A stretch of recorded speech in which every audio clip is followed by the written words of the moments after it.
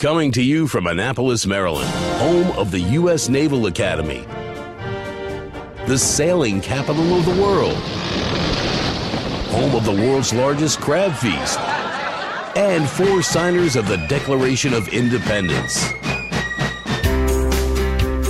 This is the On Annapolis Daily News Brief, a daily roundup of local news that you can use, including local sports, local events, local opinion, and local weather from DMV Weather. Now here's your host, publisher of On Annapolis, John Frenaye. This is John Frenaye. It's Monday, September 11th. And of course, as it has been for the last 16 years, a day that we all must pause and remember those so many people who gave their lives on September 11th, 2001. On Friday night, Anne Arundel County Executive Steve Hsu announced his intentions to rerun for the office again in next year's election. He made the announcement at his annual end-of-summer crab feast at Kurtz's Beach, and honestly, that offered no surprises. Hsu said that he had a plan coming in. He's well on his way to making it come to fruition, and he has a lot more work to do. Hsu does not have any competition on the Democratic side so far. However, they do have an announced candidate to challenge him in the primary, and that is current County Council Chairman John Grasso. The Maryland State Police, along with law enforcement officers from the Maryland Transportation Authority, Maryland Natural Resources Police, Annapolis Police Department, U.S. Naval Academy Police, and Anne Arundel County Police had a checkpoint strike force this weekend. It was a multi-agency sobriety checkpoint and saturation patrol in Anne Arundel County, and it was conducted on Maryland Route 450 in Annapolis. During the 3-hour initiative, a total of 214 vehicles were checked, and 12 drivers were arrested on the spot for impaired driving. If you're drinking and driving, it's a very expensive risk. Take a Lyft, take an Uber, take a taxi, call a friend. Just don't do it. Just like the sex offenders database, Anne Arundel County launched the first in Maryland dangerous animal database for residents. You can go to the county's animal control website and search for animals that are considered dangerous, that live near you, that have a history, etc. Currently, there are 251 listed. This is the first one in Maryland. In response to a bizarre rash of missing Hispanic teens over the last 5 years, the Annapolis Police Department will be conducting a bilingual community meeting this evening, September 11th at 6 p.m. at the Annapolis Middle School. The meeting is going to address the missing persons, child safety tips, as well as what parents can do to recognize issues that may be brewing, gang-related issues, and much more. If you're looking for local sports,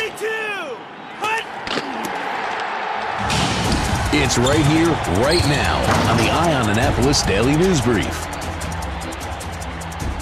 The local sports story of the weekend was certainly Navy's defeat of the Tulane Green Tide, 23-21, in what can only be called one of the sloppiest games Navy has played in a long time. But hey, I guess a win is a win, no matter which way you look at it. And the midshipmen are now 2-0 heading into a bye week. But they are going to have to pull it together before Cincinnati comes into Annapolis on the 23rd. In high school football action, Friendly defeated Southern 28-21. Chesapeake took Severna Park 28-14. Meade trounced Arundel 47-26, Aberdeen 41, Northeast 28, Old Mill 35, Annapolis 8, Broadneck defeated North County 38-14, South River came out on top of Glen Burnie 35-21, and in private school action, Landon 34, St. Mary's 24. In professional sports, Carson Wentz threw for 307 yards and 2 touchdowns as the second-year quarterback guided the Philadelphia Eagles to a 30-17 victory over the Washington Redskins. Baltimore's rebuilt defense picked off Andy Dalton 4 times and forced him to fumble Sunday, making it easy for Flacco in his return from a back injury as the Ravens pulled away to a 20-0 victory over the Bengals, and I believe this is the first shutout victory since 2009. The Nationals accomplished the inevitable on Sunday, clinching the NL East with, get this, 19 games still left to play. Entering the day with a magic number of 2, Washington had to beat the Philadelphia Phillies. That's a piece of cake, but also needed the second-place Marlins to lose, which they did. Just up the road in Baltimore, the Orioles lost to the Indians last night, and their wild card hopes are diminishing by the minute.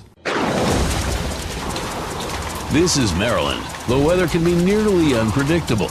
We've got George Young from DMV Weather in Annapolis to sort it all out. All right, hey everyone, this is George from DMV Weather. It's Monday the 11th of September. Let's get right into the forecast. Lots of changes ahead this week for the Annapolis and Anne Arundel County area. Today, the last of several nearly perfect days in a row with more sunshine and more temps in the 70s. Another nice night ahead for us as well, with temps maybe 55 to 65, so not quite as cool as the last few nights, but still very nice. Then changes start to kick in as clouds roll in from the south from the remnants of what was Hurricane Irma, which made landfall yesterday twice, first in the Florida Keys and then near Marco Island, Florida. What will these changes be? Primarily several days of clouds and off and on rain, starting late Tuesday and continuing into Thursday or Friday. Not that it's a total washout or continuous rain, but the theme will be wet and slightly warmer as we go through the week into the weekend, and temps get back up to the 75 to 80 degree mark outside.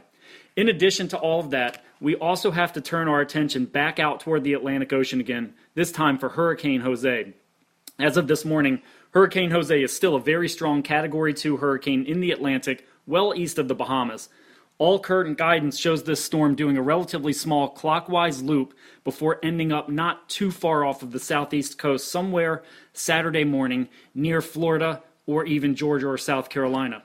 And from there, that's where it gets interesting again for the Annapolis area because multiple models show the storm then progressing northward, and some even show a more northwestward movement toward the coast of the United States and even specifically the waters of the Chesapeake Bay region. Different storm, same drill, so stay tuned and let's see how Jose progresses over the coming 4 to 5 days. Okay, that's it for us today. Be sure to download the free DMV Weather app in the Apple App Store or Google Play Store by searching for DC MDVA Weather, and also follow us 24/7, 365 on social media or on our website at dmvweather.com. Our Twitter handle is DMV_weather, and our Facebook page is facebook.com/the DMV Weather page. This is George Young of DMV Weather with your Annapolis forecast. Whatever the weather, have fun out there and be safe.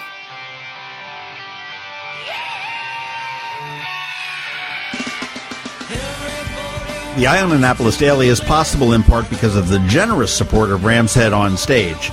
Rams Head likes to say that every seat is less than 48 feet from the stage. I prefer to put it a different way. The crappiest seat is only 48 feet from the stage. But Rams Head brings more than 400 concerts a year to the area, and this week has a great lineup. I dare you not to tap your toes when Big Bad Voodoo Daddy returns on Thursday the 14th.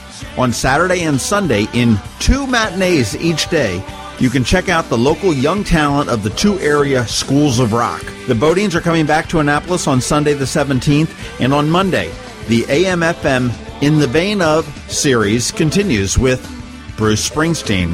Not familiar with these shows? You need to be.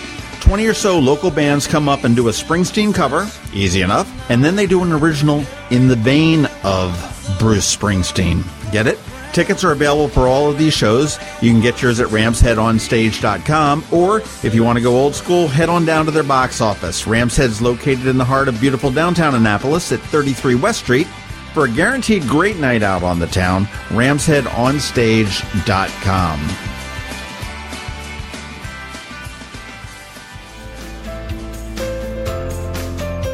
Thanks for listening to the Eye on Annapolis Daily News Brief. If you like what you heard, make sure to tell your friends and colleagues about it. And also tell them about our website, eyeonannapolis.net, where you can find much more. Be sure to check out our other weekly podcast, The Maryland Crabs. This podcast comes to you every Monday through Friday at noon. Thanks for listening, and we'll see you next time.